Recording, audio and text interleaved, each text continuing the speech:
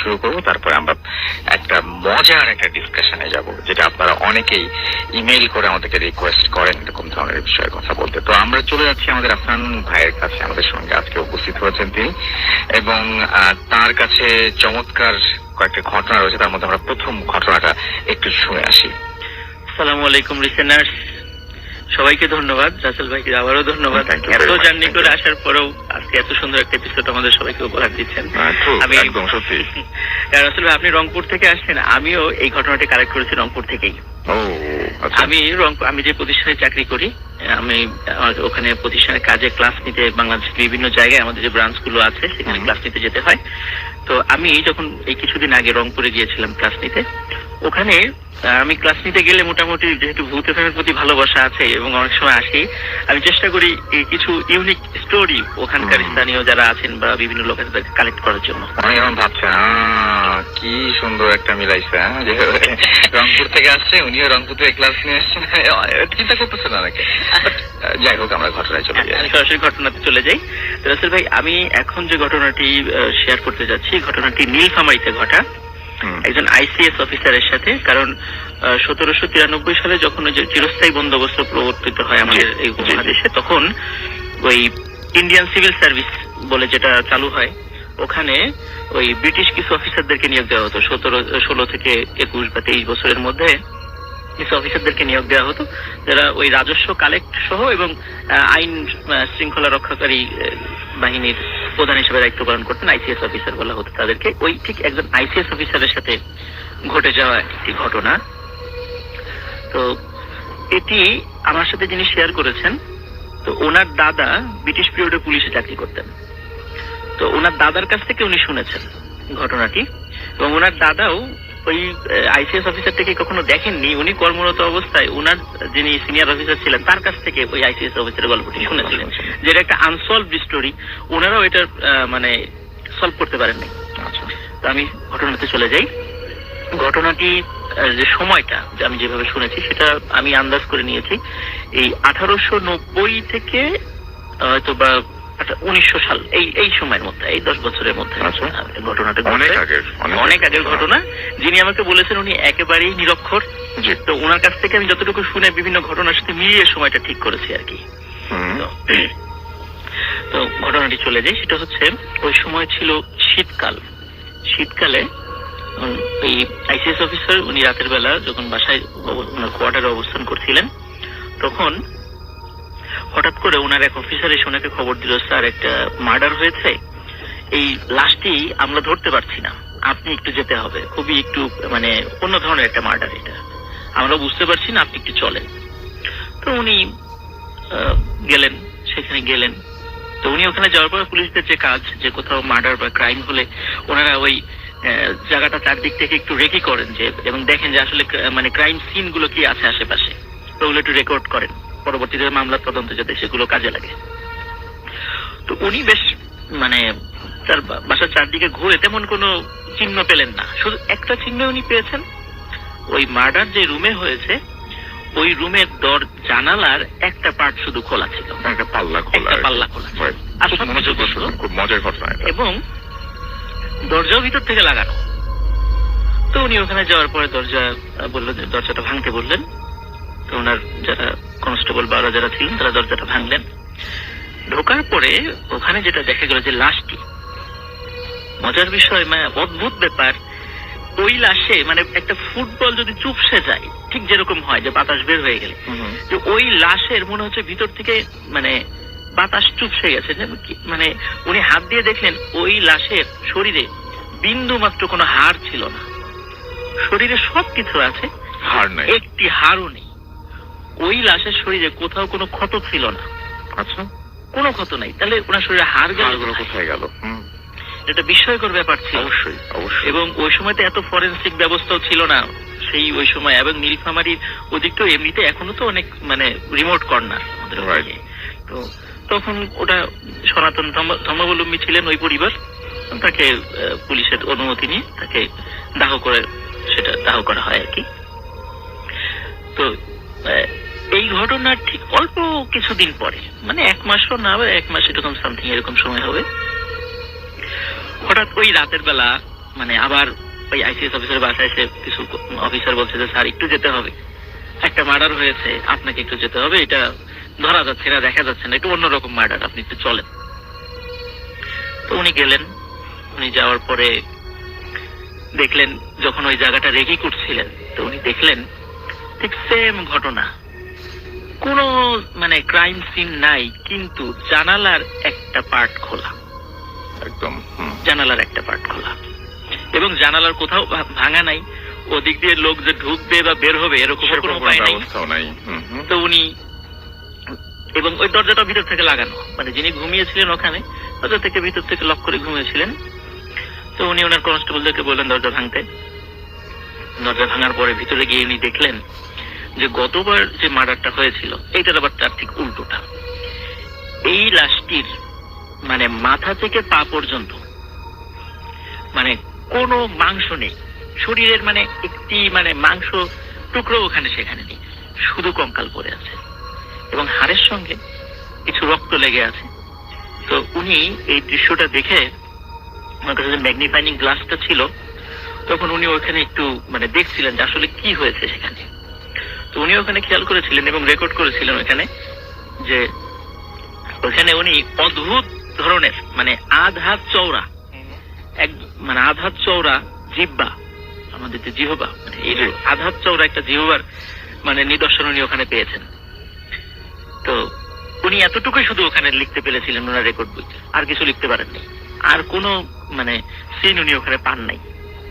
তো এইটা একটা মার্ডার হলো, কিন্তু আসলে এটা কে করছে, কোথা থেকে আসলো, কিভাবে গেল, জানালার ভিতর দিয়ে কিভাবে আসলো, কিভাবে একটা মানুষের ওই জানালার ভিতর দিয়ে ঢোকা সম্ভব নয়। তো যাই হোক, এটাও একটা আনসলভ স্টোরি হয়ে গেল। তো এই ঘটনার আর অল্প কিছুদিন পর উনি ওনার বাসায় শুয়েছিলেন। শুয়ে থাকার পর হঠাৎ রাতের বেলা, ওই সময় শীতকাল ছিল, রাতের বেলা উনি খেয়াল করছিলেন মানে একটু কানে আওয়াজ আসলো।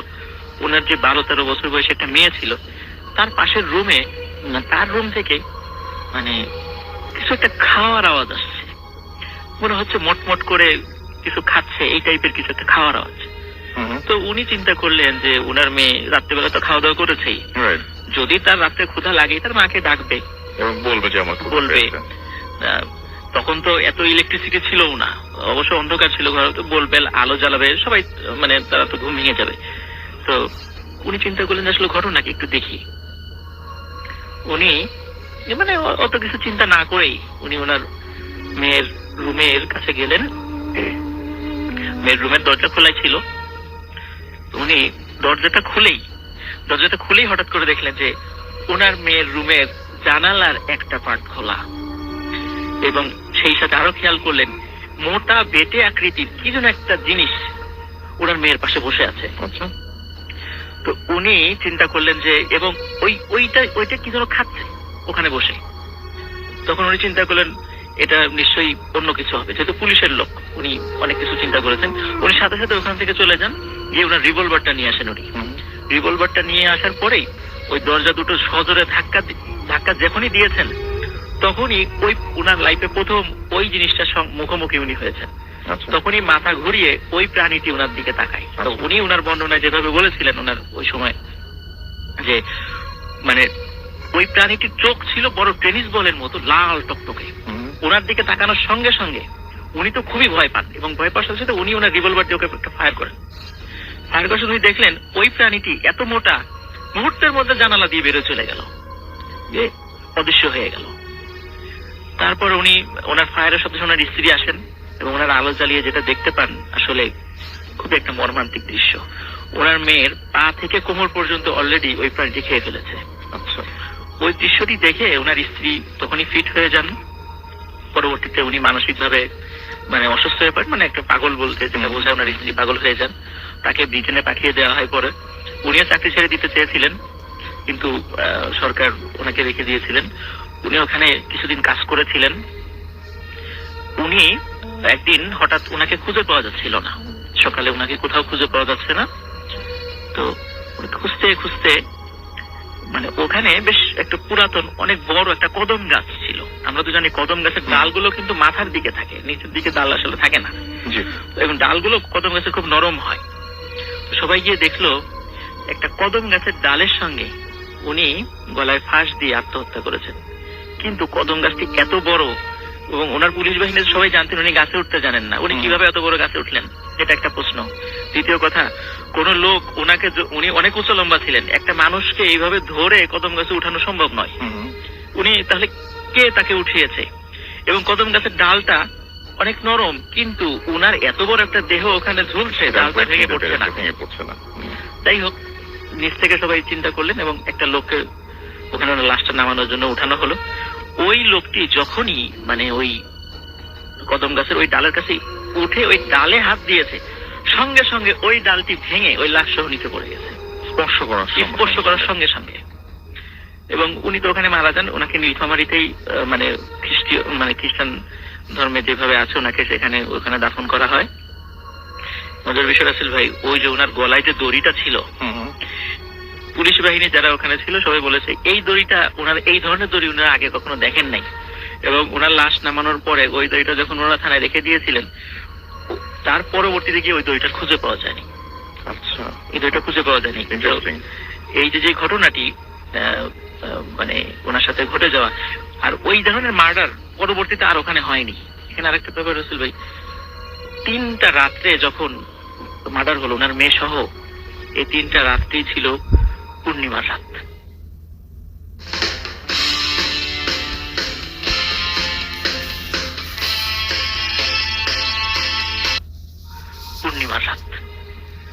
পূর্ণিমার রাতে 3টা মার্ডার হয়েছে, একদম তিনটাতেই পূর্ণিমা ছিল। কিন্তু এই ধরনের অদ্ভুত রকমের মার্ডার ওনার মৃত্যুর পরে আর কখনো ওখানে হয়েছে বলে শোনা যায়নি।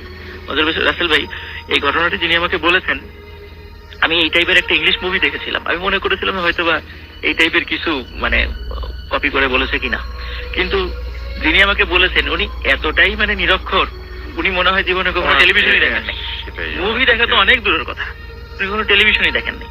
তখন আমার বিষয়টা মানে আমার কাছে গ্রহণযোগ্যতা পেল যে হ্যাঁ, এটা আসলে একটা ইউনিক ঘটনা।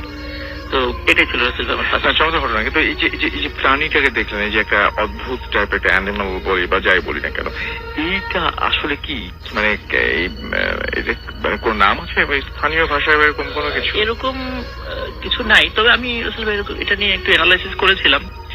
তো আমি শুনেছিলাম যে জিনের মধ্যে বিভিন্ন প্রজাতি আছে। কিছু প্রজাতি থাকে এদের আহার মানুষের মাংস, এরা বিভিন্ন মানে সেটা তো ডিফারেন্ট কিছু হলো, বাট এই প্রাণীটা তো আপনি জিন বলছেন এখানে। আমার কাছে ধারণা সেটাই আমি জানতে চাচ্ছিলাম, জিন তার মানে এবং আলাদা কিছু না। এবং সেটা হচ্ছে ওই প্রাণীটার, ওই ভয়ানক একটা প্রাণী আপনি বলতে যাচ্ছেন যে রূপ নিয়ে ওখানে। হ্যাঁ, আমার ধারণা সেটাই, কারণ যেহেতু এটা একটা আনসলভ স্টোরি ছিল, তখন তো এত কিছু ছিলও না। ওনার ডায়েরিতে যতটুকু লেখা পাওয়া গিয়েছিল সেখান থেকে মানে জানা গিয়েছে ওনার মৃত্যুর পরে ওনার ডায়েরিটা অ্যানালাইসিস করা হয়েছে। আর যেহেতু আমাকে যিনি বলেছেন তার দাদা পুলিশে চাকরি করতেন, তো ওনার দাদা আবার ওনাকে গল্পটা করেছিলেন আর কি। ওকে, থ্যাংক ইউ ভেরি মাচ। আপনাকে অনেক অনেক ধন্যবাদ তানভীর। কথা না বাড়িয়ে চলে যাবো আমাদের দ্বিতীয় অতিথির কাছে, মানে প্রথম অতিথির কাছে। উনি প্রথম ঘটনা শেয়ার করেছিলেন, প্রথম অতিথির দ্বিতীয় ঘটনায়। আসসালামু আলাইকুম লিসেনার্স, আফনান বলছি। ধন্যবাদ রাসেল ভাই আবার সুযোগ দেওয়ার জন্য। রাসেল ভাই, এখন আমি যে ঘটনাটি শেয়ার করতে যাচ্ছি সেটা হচ্ছে, এটা সিলেটের জকিগঞ্জের একটি ঘটনা। আমি সিলেটে যখন ক্লাস নিতে গিয়েছিলাম, তো ওখানে আমি একজনের কাছ থেকে এই ঘটনাটি শেয়ার করেছিলাম। তো ওর আপন চাচাতো ভাইয়ের সাথে এই ঘটনাটি ঘটেছিল এবং সে নিজেও সেটি দেখেছে, আমাকে যেটা বলেছিল সে নিজেও এটি দেখেছে। আচ্ছা, তো ঘটনাটি সেটা হচ্ছে, ওর যে চাচাতো ভাই উনি সরাসরি কোনো ব্ল্যাক ম্যাজিক করতেন না, তবে যারা ব্ল্যাক ম্যাজিক করতেন তাদেরকে উনি সহযোগিতা করতেন। কারণ দেখা যাচ্ছে যারা ব্ল্যাক ম্যাজিক করেন অনেক সময় অনেক জিনিস বলে যে তুমি এটা শ্মশানে রেখে আসবা, এটা গোরস্থানে রেখে আসবে, এটা এখানে, ওটা ওখানে, এটা করবা। তো উনি মোটা অঙ্কের টাকার বিনিময়ে এই কাজগুলো উনি করতেন। তো এটা ওনার পরিবার থেকে অনেকবার বলা হয়েছিল এই কাজগুলো না করতে, কিন্তু আসলে টাকার লোভে উনি আসলে এটা ছাড়তে পারেননি। এবং উনি অনেক সাহসী ছিলেন এবং টাকাও নিশ্চয়ই এসছে অনেক। হ্যাঁ, অনেক টাকা উনি ইনকাম করেছেন, কিন্তু টাকাগুলো আসলে কেন জানি এগুলো রাখতে পারেন নাই, এগুলো থাকে না আসলে এই ধরনের টাকাগুলো। যাই হোক, তো উনি প্রথম ওনার একটি ঘটনা আমি বলবো, সেটা হচ্ছে যে ওনাকে একবার বলা হলো একটি মন্দিরে গিয়ে মন্দিরের মূর্তির সঙ্গে একটি তাবিজ জাতীয় কিছু ঝুলিয়ে রেখে আসতে। তো উনি সেখানে গেলেন, মানে বলা ছিল যে সেটা অবশ্যই আমাবস্যার রাত হতে হবে এবং একা যেতে হবে। তো উনি আমাবস্যার রাতে একাই গেলেন মন্দিরের, মানে মন্দিরটা ছিল মানে একেবারে গ্রাম এলাকায় মন্দিরটা ছিল, আর মন্দিরের বাইরে একটা লোহার গেটও ছিল। তো উনি গেটটা খোলা ছিল মোটামুটি, উনি গেটটা খুলে ভিতরে ঢুকলেন। ঠিক যথারীতি উনি ঠিক ওনার যে কাজটা মন্দিরের বই পূর্তির গলার সঙ্গে ওই তাবিজ জাতীয় যে জিনিসটা ওটা রেখে সেই না মানে পেছন দিকে ঘুরেছেন, হঠাৎ উনি ফিল করলেন যে শক্ত দুটো হাত ওনার কাঁধের উপরে রাখলো, মানে হাত দুটো ওনার কাঁধের উপরে কে যেন রেখেছে এবং ওনার কাঁধটা চেপে ধরেছে। উনি আর পিছন দিকে ঘুরে তাকালেন না, উনি মানে প্রচন্ড মানে শক্তি দিয়ে ওখান থেকে ছুটে দৌড় দিলেন। কিন্তু দৌড় দেওয়ার উনি যখন আগাচ্ছিলেন হঠাৎ করে দেখেন মন্দিরের ওই গেটটি ক্যাচ ক্যাচ শব্দে বন্ধ হয়ে যাচ্ছে এবং বন্ধ হয়েও গেল। উনি অনেক সাহসী ছিলেন, উনি ওই গেটের মানে টপকিয়েই উনি ওখান থেকে বাড়িতে চলে আসেন। এইটা রাসেল ভাই একটা আর একটা ঘটনা, সেটা হচ্ছে উনি এই টাইপের আর একটা কাজ করার জন্য যখন ওনার যিনি গুরু, ওই যার কাছ থেকে উনি এই সমস্ত শিক্ষা নিয়েছেন যে এইটা একটা কাজ করতে হবে, যিনি এই কাজের দায়িত্ব দেন, উনি একদিন বললেন তোমাকে শ্মশানে যেতে হবে, তুমি আজকে মানে এই কাজগুলো অধিকাংশ আমাবস্যা রাত্রি করা হতো আর কি, তোমাকে আজকে শ্মশানে যেতে হবে। তুমি আজকে শ্মশানে যাওয়ার পর দেখবা যে 4টি লাশ সাদা কাপড় দিয়ে ঢেকে রাখা আছে, তোমাকে এই 4টি পেরেক আমি দিলাম, তুমি লাশের মাথার উপর থেকে কাপড়টি সরিয়ে ওই পেরেকটি ওর মুখের মধ্যে দিয়ে আসবা। মুখের মধ্যে কিভাবে দিব, এটা কি সম্ভব? বললো যে তুমি মুখের উপর থেকে কাপড় সরানো মাত্র এই লাশটা চোখ খুলে এমনিতেই হা করবে এবং ওর মুখের ভিতরে দেওয়ার সাথে সাথে তুমি দেখবে যে ও নিজে এটা গিলে ফেলছে। তুমি বলে এটা কিভাবে সম্ভব? বলে না তুমি এটা এইভাবেই সম্ভব, তুমি ভয় পেও না, তুমি যাও। তো সত্যি উনি গেলেন এবং উনি যাওয়ার আগে প্রশ্ন করলেন যে 4টা লাশ, 4টা লাশের সাথে আত্মীয় স্বজন থাকবে, তারা লাশটা পুরাতে এসেছেন শ্মশানে। বলে না ওখানে কোনো আত্মীয় স্বজন থাকবে না, তুমি এই 4টা লাশই শুধু দেখবা, আর কোনো কিছুই দেখবা না। সেখানে গেলেন, যাওয়ার পরে দেখলেন সত্যি 4টা লাশ শোয়ানো। তো সাহস করে প্রথম লাশের উপর থেকে কাপড়টি সরালেন, এটা মানুষের লাশ, মানুষের মতো এমন বিভৎস কিছু না, কিন্তু সরানো মাত্রই যেই উনি হাত থেকে পেরেক বের করে দেখলো হঠাৎ করে ওই লাশটির চোখ খুললে বড় আকৃতির এমন হা করেছে যাতে মানুষের স্বাভাবিক হাটা এত বড় হয় না, বড় হা করেছে। এবং উনি সাথে সাথে পেরেকটা দেয়া মাত্রই উনি দেখলে যে হাটা বন্ধ হয়ে গেল এবং মানে আমরা যেভাবে বিস্কুট খাই ঠিক যেভাবে ওইভাবে ওই লাশটি পেরেকটা মানে মচমচ শব্দ করে মানে গিলে ফেললো। এইভাবে পরের লাশ ঠিক সেম ঘটনা, 4টা লাশের সাথে উনি এইভাবেই বিশ্বাস করে কঠিন এমন অদ্ভুত। হ্যাঁ, 4টা লাশের সাথে উনি এটা করে উনি পিছনে যখন হাঁটা শুরু করলেন হঠাৎ করে উনি ফিল করলেন ওই যে 4টি লাশ, ওই লাশ ওনার পিছনে হাঁটা শুরু করেছে। তো উনি আর দেরি না করে দৌড়ে বাড়িতে চলে আসলেন। বাড়িতে চলে আসার পরে উনার দরজা এবং জানালায় দেখে অনবরত কারা যেন করা নাড়ছে এবং ওনাদের বাবা মার যে কণ্ঠ, এই কণ্ঠে তাকে ডাকছে দরজা খোল, কোথায় গিয়েছিলি, জরুরি দরকার আছে। কিন্তু উনি কিছুতেই দরজা খোলেন নাই।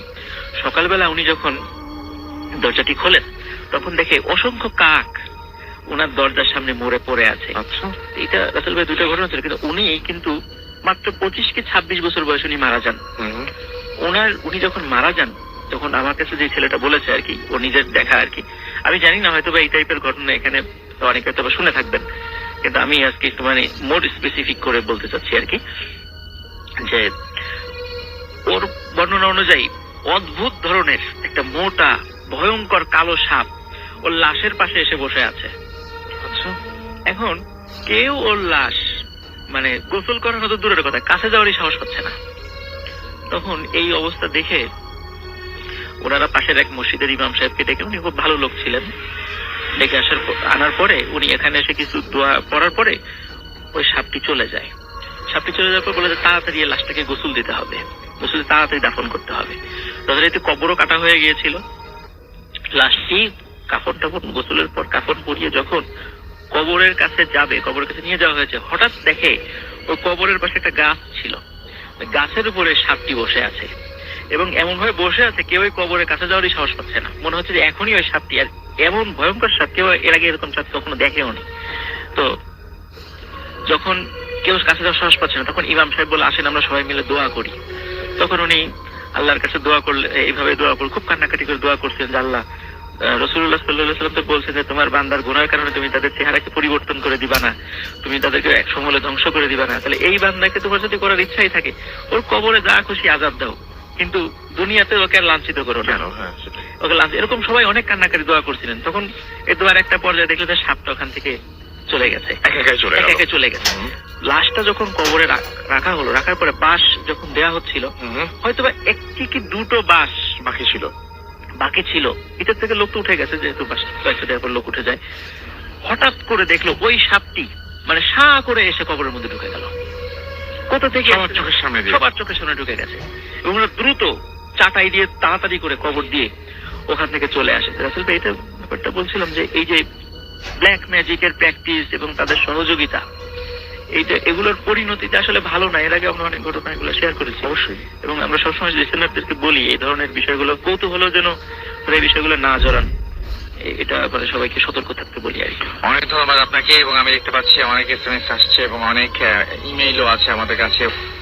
করব সেটা হচ্ছে যে আমরা আরেকজন আমাদের এখানে আছেন, মিউজিশিয়ান বেসিক্যালি, তিনি হচ্ছেন মাহের, এবং আমরা তার কাছ থেকে একটা ঘটনা শুনবো যেটা আপনার সাথে তো ঘটা। মাহের, হ্যাঁ, বেসিক্যালি আমার সাথে ঘটা। ওকে ভাই, ওকে। তো দ্য থিং ইজ, আমার সাথে না, এখানে হলো গিয়ে আমার ব্যান্ডের অ্যাকচুয়ালি যারা যারা আছে সবার সাথে আর কি আমরা এক্সপিরিয়েন্স এখনো করি। আচ্ছা, এখনো কি হয় আসলে? আচ্ছা, এটা হলো গিয়ে যে ফার্স্ট অফ অল বলি মাহের, থিং ইজ, হ্যালো রাসেল ভাই, হ্যালো তানজিম ভাই, হ্যালো মাসুম ভাই, এন্ড হ্যালো লিসেনার্স। সেটা হলো গিয়ে যে ভাইয়া, আমরা এটা এক্সপিরিয়েন্স করি যখন থেকে বেসিক্যালি আমাদের ভোকাল যে তার নাম, আমি একটু টুইট করে বলতেছি সবার নাম, তার নাম হলো গিয়ে অর্ক, আমাদের ভোকালের নাম। সো আমাদের ভোকালের বাসাটা যদি আমি ডিসক্রাইব করি, সেটা হলো গিয়ে যে অনেক পুরানো একটা বাসা। আমি প্লেসটাও একটু ঠিক করলাম, সেটা উত্তরায় বলতেছি। মানে সবকিছু কিন্তু এগুলো কিন্তু রিয়েল না, মানে নাম, ভাষা সবকিছু তো ফেক। এটা এটা এটা হ্যাঁ বুঝেন, ঘটনাটা শুধুমাত্র ঘটনাটা সত্যি। হ্যাঁ, সেটা হলো গিয়ে যে অর্ক বাসাটা অ্যাকচুয়ালি অনেক পুরানো একটা বাসা। ইটস লাইক আপনার 1973-74 এর দিকে ডেভেলপ করা। বাসার সামনে উঠোন আছে এন্ড এভরিথিং। আমরা যেখানটায় প্র্যাকটিস করি সেটা হলো গিয়ে উঠোনটার একটু সামনে একটা ছোট একটা পুড়ে ঘর বলবো না, মানে একটা ছোট একটা রুম আছে যেখানে অর্কর দাদা আগে থাকতো, এরপর অর্কর ফুপি থাকতো। দেন ওখানে এখন আর কেউ থাকে না, কারণ দুজনই মারা গিয়েছেন। আমরা ওখানে প্র্যাকটিস করি। সো ঘটনাটা আসলে শুরু হয়, আমরা যেদিন থেকে ডিসাইড করি যে আমরা ওইখানে প্র্যাকটিস করবো, নিজেদের প্র্যাকটিস প্যাড এন্ড এভরিথিং, আমরা ওখানে আমাদের ইকুইপমেন্ট নিয়ে আসি। ফার্স্টে একটু একটা জিনিস বলে নেই যে অর্কর দাদা অ্যাকচুয়ালি যতদূর আমি জানি, এবং আমি সেটা হলো গিয়ে যে অর্কর দাদা আগে জিন পালতেন, এবং সে পায়াস টাইপের লোক ছিল, পায়াসই ছিলেন, তার অলৌকিক ক্ষমতা টাইপের ছিল আর কি। এটা এলাকাবাসীর ধারণা, এবং ধার্মিক হিসেবে সবাই তাকে জানতেন। ধার্মিক হিসাবেই তাকে সবাই জানতেন। এরপর যেটা হলো যে যখন অর্কর দাদা মারা যায়, তখন ওই রুমটায় থাকতো হলো গিয়ে অর্কের ফুপি। তো ফুপি ছিলেন রাইটার। তো যেটা হয় যে ফুপি হঠাৎ করে 2 দিনের জন্য বাসা থেকে কাউকে না বলে, অর্করা জয়েন্ট ফ্যামিলি, ওই বাসায় সবাই থাকে, না বলে চলে যায়। তো ভাবে যে ওকে রাইটার মানুষ হয়তো বা কোথাও গেছে, খুঁজে বাট মনে করে যে ওকে এসে পড়বে, মানে উনি এই জিনিসগুলো আগেও করতো। বাট 2 দিন পরে যেটা হয় সেটা হলো গিয়ে যে 2 দিন পরে ফুপির লাশটা ওই রুমে পাওয়া যায়, এবং এখনো পর্যন্ত আসলে জানা যায়নি যে উনি কিভাবে মারা গেছে। আচ্ছা, ওকে। সো এটা হলো গিয়ে আর কি বেসিক একবারে আমাদের মানে ওই জায়গাটার বর্ণনা দিলাম। এরপর হলো গিয়ে যে যখন আমরা প্র্যাকটিস করি রাসেল ভাই, সেটা হলো গিয়ে যে আমরা পুরো সবকিছু গোছগাছ করি, একটা প্র্যাকটিস প্যাড যেরকম হয় ওরকম ভাবে আমরা জিনিসগুলো সেট করি। ফার্স্ট অফ অল আমরা যেটা প্রেশার খেলাম, আমাদের এলাকাবাসী আমাদের বলতেছিল যে তোমরা যেহেতু এই রুমটা ইউজ করবা, তোমরা একটু মিলাদ টিলাদ করে নিও আর কি, মানে ভালো না। তো আমরা তখন তোয়াক্কা করিনি আর কি, উড়িয়ে দিচ্ছি জিনিসটা। তো ফার্স্ট ইনসিডেন্ট যদি বলি যে সেটা হলো গিয়ে যে আমাদের প্র্যাকটিস প্যাডে পানি উঠে যেত, মানে আমাদের অনেক ইনস্ট্রুমেন্ট এটার জন্য নষ্ট হয়েছে। আমরা ফার্স্টে মনে করছি যে ওকে প্রবলি ড্রেনের লিকেজ ছিল এন্ড এভরিথিং। আমরা আরো কাজ করছি, সিমেন্ট দিছি, বালু দিছি, এন্ড আমরা আরেকটু উঁচু করছি প্র্যাকটিস প্যাডটা, বাট কোনো কাজ হয়নি। এখনো অ্যাকচুয়ালি আমরা জায়গাগুলো ড্যাম্প পাই। আচ্ছা, ঠিক আছে, এটা একটা। সেকেন্ড হলো কি যে আমরা যখন প্র্যাকটিস একদিন করতে গেছি রাসেল ভাই, এটা খুবই ইন্টারেস্টিং যে ওইখানে কিছু ড্রয়ার ছিল। আমরা ওই ড্রয়ারে যেটা হলো যে আমরা সাধারণত স্পিক্স এই জিনিসগুলো রাখতাম, স্ট্রিংস।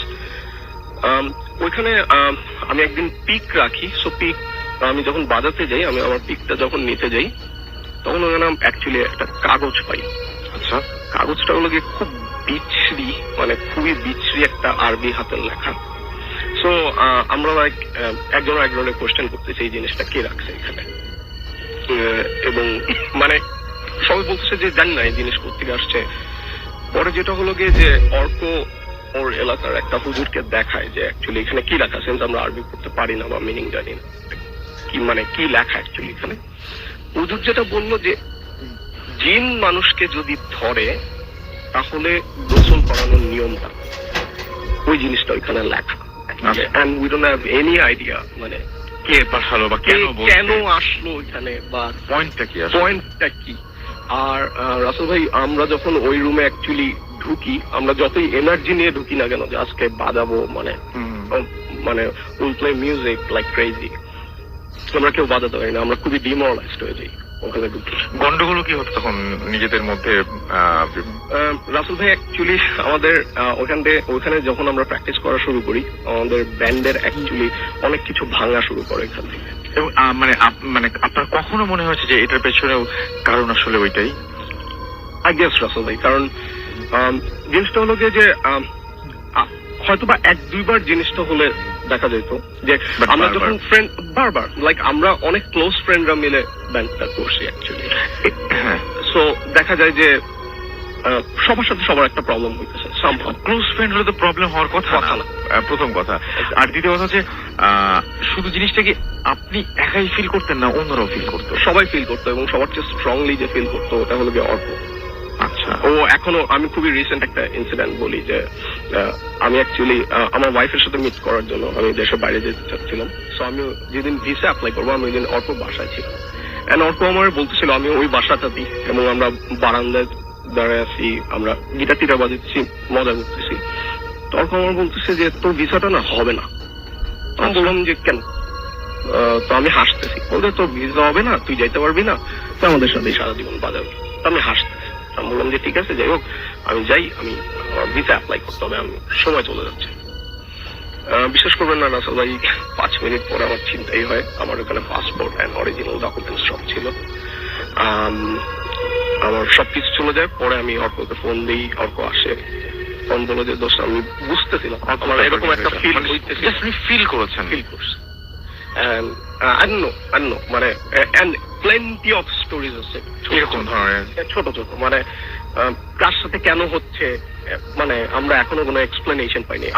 আমরা বলবো না যে আমরা কিছু দেখি বা, বাট একটা জিনিস আমরা ফিল করি ওইখানে থাকি, মানে এটা আমি বুঝতে পেরেছি। এবং এটা হচ্ছে আপনার একটা বিরাট কারণ আপনি মনে করেন যে সবার সাথে বিচ্ছিন্ন হয়ে পড়ার এবং এই যে যা কিছু মানে বলছিলেন যে আপনাদের মানে একজনের সাথে আরেকজনের যে প্রবলেম গুলো, এগুলো সবকিছুর উৎপত্তি আপনি বলতে পারেন যে কোনো একটা অন্য কোনো শক্তি, যেটা ঠিক আসলে আপনাদের কারণে। এবং খুব ওই যে অদ্ভুত লেগেছে আমার কাছে, এরকম আমি শুনেছিলাম আরো অনেক জায়গাতে যে মানে প্রচন্ড অল্পের মধ্যে টায়ার্ড হয়ে যাচ্ছেন, এনার্জি থাকছে না, এই ব্যাপারগুলো কিন্তু খুবই খুবই মানে করার মতো, পয়েন্ট করার মতন আমরা সবার জন্য।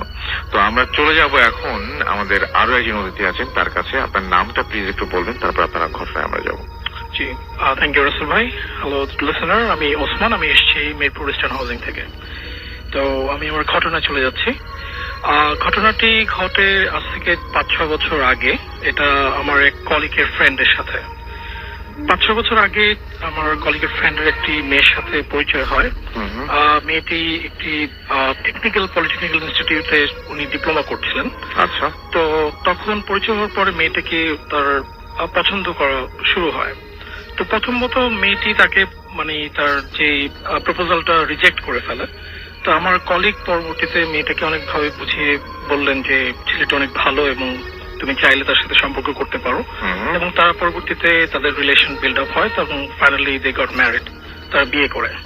কিন্তু সমস্যা যে এখানে দাঁড়ায়, মেয়েটির বাবা মা বিয়েটাকে আসলে মেনে নিতে পারেনি, কিন্তু ছেলেটির বাবা মা বিয়েটাকে নর্মালি মেনে নেয়, এবং তারা বিয়ের কিছুদিন পরেই তাদের গ্রামের বাড়িতে শিফট হয়ে যায়। তো শিফট হয়ে যাওয়ার পরে শুরুতে দিকে বা মেয়েটার কোনো ধরনের কোনো অ্যাটিটিউডের বা কোনো ধরনের কোনো সমস্যা হয়নি, কিন্তু 4-5 মাস পরে মেয়েটি তার বাড়িতে মানে তার প্যারেন্টসের সাথে দেখা করার জন্য তার খুব এক্সাইটেড হয়ে যায়, সে খুব দেখা করতে চায়। কিন্তু তখন ছেলেটি বলে যে আসলে এই মুহূর্তে আসলে দেখা করাটা সম্ভব না, কারণ যেহেতু তারা এখনো বিয়েটা মেনে নেয়নি। তো যাই হোক, তো বলে যে না, এখন দেখা করা যাবে না। তো এখানে কনভারসেশন শেষ হয়ে যায়। কিন্তু কোন একদিন তারা তাদের ফ্যামিলির সবাই একটু ওয়েডিং প্রোগ্রামে যায়, কিন্তু মেয়েটি তখন পাশে একাই থাকে, সে ওয়েডিং এ যায় না। তো তারা সেই প্রোগ্রাম থেকে বাড়িতে যখন ফিরে, তখন তারা দেখছে যে মানে অনেকক্ষণ ধরে গেট নক করছে, মানে একটা গ্রামের বাড়িতে। তো বাড়িটা একটা আসলে বেসিক্যালি একটা টিন শেডের একটা পাশে দেওয়াল উপরে টিনের একটা বাড়ি। তো তারা অনেকক্ষণ ধরে নক করছিলেন, কিন্তু গেটটা মেয়েটা খুলে না। তো এটা গেটটা ছিল আসলে একটা স্টিলের একটা গেট, তো অনেকক্ষণ চেষ্টা করার পর খুলছে না। তার পিছন দিয়ে তো চেক করার চেষ্টা করলো যে আসলে কি হচ্ছে ভিতরে, আসলে মেয়েটি আসলে আদৌ আছে কিনা বা কি কোনো প্রবলেম হয়েছে কিনা। তো তখন ওই ছেলেটি দেখলো যে মেয়েটি she was hanging in the ceiling fan, say ceiling ফ্যানের সাথে ঝুলন্ত অবস্থায় আছে। এবং তারা খুব কষ্ট করে পরবর্তীতে তারা গেটটা খুললেন, এবং খোলার পরে মেয়েটি already she was totally senseless, say totally তার কোনো সেন্স ছিল না।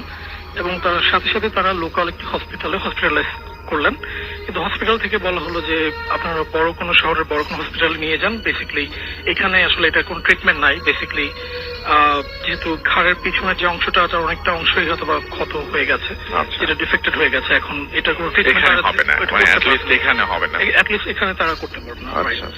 তো পরবর্তীতে তারা বড় হসপিটাল নিয়ে যায়, এবং সেখানে মোটামুটি অ্যারাউন্ড 24 আওয়ার্স এর মতো মেয়েটিকে ওখানে মানে চেষ্টা করা হয়, তাকে কৃত্রিম ভাবে ওখানে রাখা হয়। একদিন পরে দেন মেয়েটি মারা যায়, এবং মেয়েটি মারা যাওয়ার পরে ছেলেটি তো টোটালি ফ্রাস্ট্রেটেড হয়ে যায়, খুব স্বাভাবিক, এবং 4 to 5 days he didn't take any single food, মানে সে কোনো কিছু খায় না, তার খুবই খারাপ অবস্থা। তো তার কয়েকদিন পরে আমার কলিগ তার সাথে এক রাত্রেবেলা তার বাসায় গিয়ে থাকতে যায়, এবং এক রাত্রেবেলা তারা দেখছে যে হঠাৎ করে খুব নুপুরের আওয়াজ, কারণ বেসিক্যালি মেয়েটি সে নুপুর পরে বাড়িতে ঘোরাফেরা করতো, এবং তার রুমের পাশ থেকে খুব ক্লোজলি আসলে সাউন্ডটা আসছিল। এবং এটা দেখে আসলে আমার কলিগ এবং তার ফ্রেন্ড দুজনে খুব ভয় পেয়ে যায়, এবং সাথে সাথে তার প্যারেন্টস কে ডাকে যে বাবা এরকম আমি দেখছি, শুনছি। তো তারাও জিনিসটা দেখতে মানে শুনছে যে আসলে খুব এত নুপুরের আওয়াজ এত রাত্রবেলা, তখন 11টা-12টার সময় আসলে নুপুরের আওয়াজ শোনাটা আসলে ইটস ভেরি খুবই একটা বিস্ময়কর একটা ব্যাপার। তো যাই হোক, তো পরবর্তীতে আমার কলিগ সে খুবই সাহসী একটা লোক ছিল আর কি, ভেরি মানে ব্রেভ আর কি। তো সে দরজা খুলে আসলে দেখতে চায় যে আসলে কি হচ্ছে, আসলে বাইরে কিছু আছে নাকি।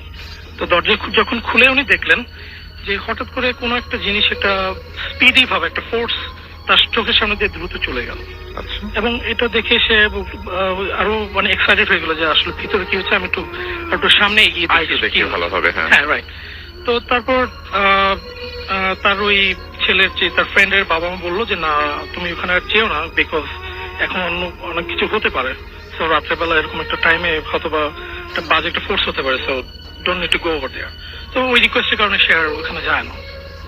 তো তার কিছুদিন পরে আবার ওই ছেলেটা প্রায় দেখে যে সে শুয়ে আছে, তার পাশে মেয়েটি মানে দিনের বেলা বা যে কোনো টাইমে দেখছে যে মেয়েটি তার পাশে শুয়ে হাসছে, একদম জলজ্যান্ত ভাবে দেখছে যে একই ভাবে ওই মেয়েটি সেম অবস্থা যেভাবে জীবিত অবস্থা যেরকম ছিল সেভাবে হাসছে, এবং এটা প্রায় সে দেখছে। তো জিনিসটা আসলে ফার্স্টে সবাই ভাবলো যে এটা হতেই পারে, বা যেহেতু তার ওয়াইফের সাথে এরকম একটা ঘটনা ঘটেছে।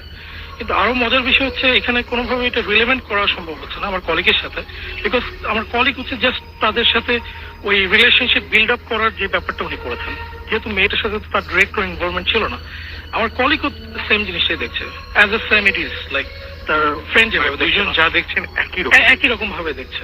তো তখন আমার কলিগ আরো ভয় পেয়ে যায়, আসলে আমার সাথে দুইজন তো ভুল হওয়ার দেখতে কথা পারে না। কোনোভাবেই হওয়া সম্ভব না। তো যাই হোক, কিছুদিন পরে মেয়েটি ওই ছেলেটি অন্য জায়গায় বিয়ে করে, এবং মোটামুটি আস্তে আস্তে কিছুটা সমস্যার সমাধান হয়, but still now my colleague could seen like মেয়েটা এখনো দেখে। আর আরেকটা